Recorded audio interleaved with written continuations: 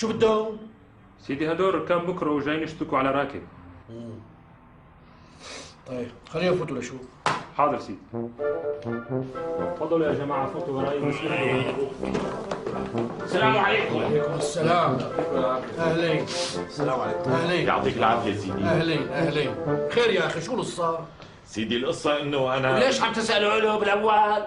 سألني إلي أنا. حجي لو سمحت عيرنا سكوتك. ايه احكي يا اخي، شو القصه؟ سيدي القصه بدي اشتكي على ابو هاللسان الزفر هذا يلي ما بيخاف الله وما عنده كبير الا الجمال. من جهة ما بخاف الله أعوذ بالله إني أخاف الله رب العالمين، ومن جهة ما عندي كبير إلا الجمل فكلامه صحيح، لأنه حتى الجمل بعيني صغير، صغير كتير.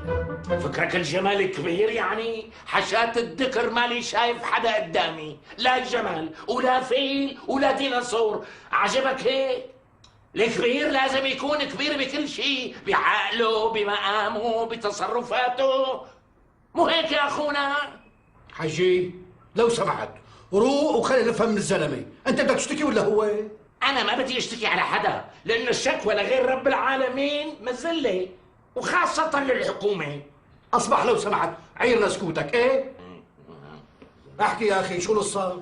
سيدي هذا الزلمه اللي واقف قدامك سبني وهاني بكلام كبير كتير، لو بيوقع على جبل بيهده سيدي.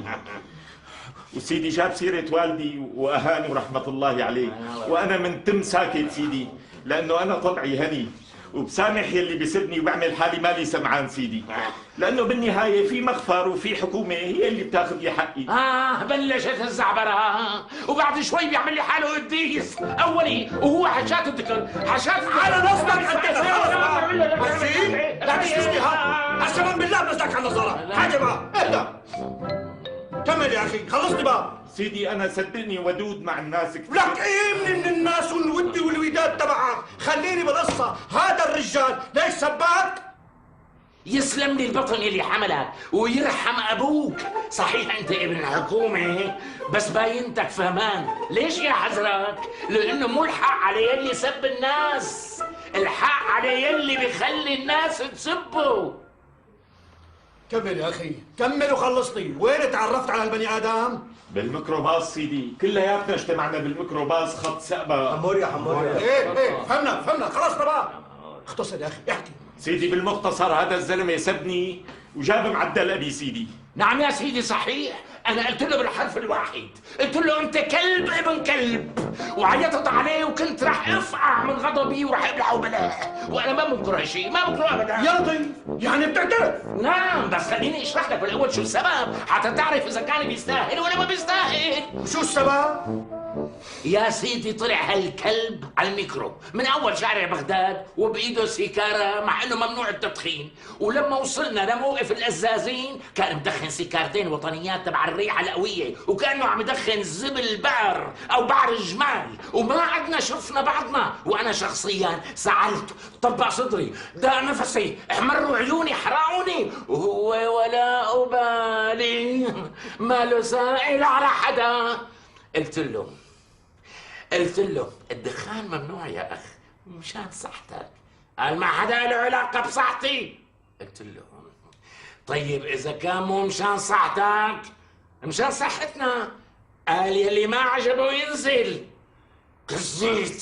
كزيت على أسناني وتحملته وقلت له لكن افتح الشباك من عندك حتى يتغير الهواء. قال ما بقدر، الدنيا برد، بخاف اكل نصفي. وطالع سيجاره ثالثه ودعشها بتمه، وقبل ما يشعلها فار غضبي. قلت له شو كلب انت؟ كلب؟ لا شك بانك كلب ابن كلب. ارمي السيجاره من ايدك، ارمي السيجاره من تمك. نعم سيدي هيك قلت له، كلب ما بنكر ابدا. مزبوط سيدي هيك قال لي. لك شلون هيك بتقول له؟ شلون؟ شو الناس قدامها منك دبان؟ ما بتعرف انه هي فيها اهانه وتحقير ويعاقب عليها القانون كونها سب وشتم وقذف علني؟ خليه يحسبها مثل ما بده يحسبها. دخيلك قال إهانة، قال وليش إهانة بقى؟ ليش؟ ليش شو الكلب يا سيدي؟ الكلب رمز الوفاء والحنية واللطافة والذوق ومثار الإخلاص والشهامة، وياما كلاب مأنقذة أصحابها من غراء أو حريق. ولك يا سيدي، لما كانوا يمدحوا خليفة كانوا يوصفوه كالتالي: أنت كالكلب في الوفاء وكالتيس في قراع الخطوب. بقى يا ريت يسكت هالإنسان على الأخير. مزبوط سيدي، أنا كنت بالمكروه هذا اللي صار. ومين هالشاب الطحيني؟ مين حضرتك؟ شو دخلك بالموضوع وليش جاي؟ أنا جاي اشتكي. على مين؟ على هالإنسان. كمان؟ شو مشكلتك؟ هذا الإنسان سبني قدام كل ركاب المكروه وحكى كلام كتير كبير، بصراحة صرت قد الناموسة من خجلي. طبعا يا سيدي أنا قلت له كلام ما بنكره أبدا ومستعد عيده وأفتقه كمان. شو قلت له؟ ما بدكم تسمعوا القصة بالأول؟ لك قل لي شو القصة؟ يا سيدي، هالمخلوق قاعد جنبي مني بالميكرو، لزق فيني، قال لي شلونك يا عم؟ قلت له منيح منيح الحمد لله. قال لي والله أنا عندي 4 أولاد صغار وأمه وبنتين مجوزات ومستأجر أنا وهالأولاد والمرة بيت بغرفتين، وقال ما عم يقدر ينفرد بالمرة، والمرة عم تاخذ حبوب على الفاضي. بنته المتجوزة عملت قيصرية، بنته الثانية عندها دوالي برجليها، صهره بيغسل سيارات بالكازية بس حرامي، صهره الثاني بيلحق نسوان وانحبس بعمل منافي للحشمة، بنت حماه بتشتغل بالسحر والشعوذة ومسكتها الشرطة، مرته ايدها طويلة بتسرق مصاري من جيبته، ولما بيختلي بمرته بيحتار كيف بده. سألني شو الطريقة يلي بيقدر فيها. لا حول ولا قوة إلا بالله العلي العظيم، لا حول ولا قوة إلا بالله. صار يسألني عن طريقة، قال لي إنه لما أعوذ بالله من الشيطان الرجيم، الله يخزيك يا شيطان، قال لما بمد إيده لتحت التخت بلاقي أوه أنا ما بقى فيني منهم، كان فيني عقل وطار، طلع الدم لراسي، قلت له لك اخرس يا صرماي، ولك شبك انت شو جنيت؟ شلون هيك عم تحكي لي عن اهل بيتك وخصوصياتك وكانك بتعرفني من 40 سنه؟ قلت له فعلا انك صرماي عتيقه، هيك قلت له صرماي ابن صرماي، نعم هيك قلت له انت صرماي. اي نعم مزبوط سيدي، هيك قال لي صرماي، وأنا حسيت بالإهانة وبدي اشتكي عليه. إهانة؟ وين الإهانة؟ شبه الصرماية، حدا بيقدر يمشي بلا صرماية وإن شاء الله يكون وزير ولا أمير. الصرماية يا سيدي إلها فوائد إذا بدي أعدل لك إياها ما بتخلص لبكرة. لا والصرماية مشهورة إعلاميا. أبو قاسم الطنبوري من شهره صرمايته، وسندريلا الكربوجي من شهرها كندرتا. لا تروحوا لبعيد، مين يا حزركن اسمه ارتبط بالصرماية من رؤساء العالم؟ بوش الشرس. ومين شلح صرمايته؟ هي مثل هي، مين شلح صرمايته؟ خبط فيها على منصة الأمم المتحدة وهو عم يلقي خطابه نيكيتا خروتشوف زعيم الاتحاد السوفيتي. بقى أنا مالي ندمان على نعتك بالصرماية، هيك أنا. وأنا يا سيدي ما خلصت لسان هالإنسان وعندي شكوى ضده. قول شو الشكوى تبعك، بس لا تنسى بخليتي بقى، قول شو الشكوى. أنا بقول لك ليش لحتى تسألوا؟ يا سيدي أنا غيرت مكاني بالميكرو من الإزعاجات، بس الزلمة أول ما طلع على الميكرو سلخ عطسة الله مولاها، رشمتني رشم. ورغم هالشيء قلت له يرحمكم الله يا أخ، مرض ولا كأنه عدا حكى. لا وما حليله إلا إنه يقعد جنبي مثل الجحش ومنخاره قدام منه مثل الخرطوم عم يشرشر شرشرة ومرشح رشح قاتولي، وفوق منا بده يحكي، حليله الحكي وبلش يحكي معي بصوته المخمخم وحط وشه بوشي وبلش يفتح سيار، وكل ما حكى كلمة كان يصرخني عصي مثل الرشاش. ما بعرف شلون يخرب بيته ولا بيطالع محرمة وبيعطس فيها ولا شيء.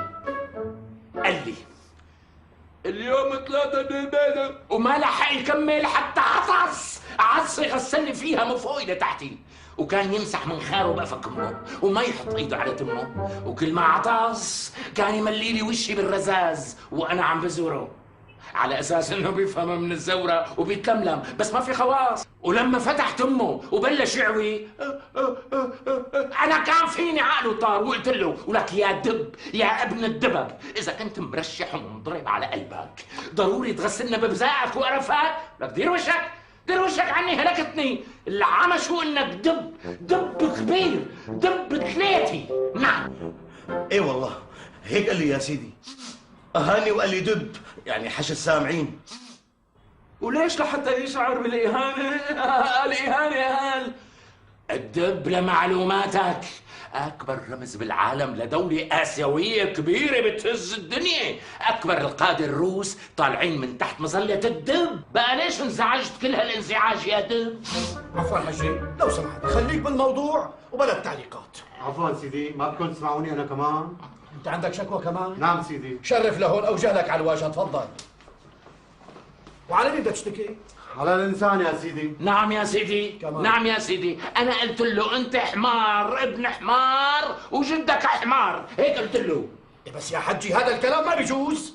هلا لا تقلي كلامه ملام. هذا الشخص طلع على الميكرو مثل القرفان، طلع على مهله وقعد جنبي هو عم يحاول يلملم حاله حتى ما يدق كتفه بكتفي. قلت ماشي الحال، هذا إنسان موسوس مالنا فيه، ينهجر ينمحق يصطفل ينضرب.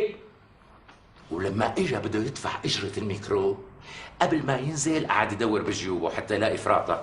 ها؟ لا مو هون، لا مو هون، هنيك، لا مو هون، ما كان يلاقي لا بالجيب الورانية ولا القدامانية ولا البرانية، وكل هالشي والميكرو واقف والشرطة عم تصفر والسيارات عم تزمر، اتعطر السير، تأخرنا عن مواعيدنا، أخونا بالله هون، لا مو هون، لا مو هون، عم يدور على 10 ورقات، بعدين صاح وهو فرحان. وجدتها وطالع 1000 ليرة وعطاها للشوفير. انا هون كان عندي درهم عقله طار من نافوخي، قلت له لك يا حمار. حدا بيطلع على السيرفيس قبل ما يحضر الاجره بايده ولك يا حمار يا ابن الحمير. حدا بيعطي 1000 ليره لشوفير مترو؟ أي يمكن هالشوفير ما يشتغل ب1000 ليره ب4 ايام؟ فعلا يا سيدي انا بدي اشتكي عليه على الاهانه اللي اهاني اياها. انا هاي ليش شو الحمار؟ الحمار رمز أكبر حزب حاكم بالعالم، حزب الحمار الديمقراطي يلي طالع أوباما وأمثاله من أتباع الحمير. بقى أنا من رأيي خلي أخونا ينضم لحزب الحمير برتبة كر أو جحش. بقى ليش لحتى يزعل أخونا؟ وليش الرفس والشنهاء يلي ما له طعمة؟ وليش لحتى يشعر هالحمار بالإهانة؟ آمنت بالله على هالنهار العربي. حجي بعد إذن حضرتك الاسم الكريم؟ أبو فارس مشموش. يا سيد مشموش، شو ثقافتك بلا صغران؟ ثقافة عامة. بعدين شو بدك ثقافتي أنت؟ عمر الثقافة ما كونت إنسان. مزبوط، باين عليك مخضرم وفهمان ومثقف وخايط برها وبحرها ومليان كتير، فكنت عمول يا حالي. هات لي شوف أنت التاني شو عم تقول لحالك؟ طالما حضرتك مالك قادر تتحمل الناس وكلامهم وغلاظاتهم وقلة ذوقهم حسب ادعائك، يا أخي عود ببيتك وكن. أقعد وكن بالبيت؟ أنا؟ إيه يعني إذا مالك قادر تتحمل الناس. اتحمل الناس؟ أنا؟ إيه أنت، مشان هيبتك وشيبتك واحترامك لنفسك. احترامي لنفسي؟ ولك انت شو انت؟ ولك انت لك شو بدي اقول له؟ لساني عم ياكلني، فهموني شو اقول له.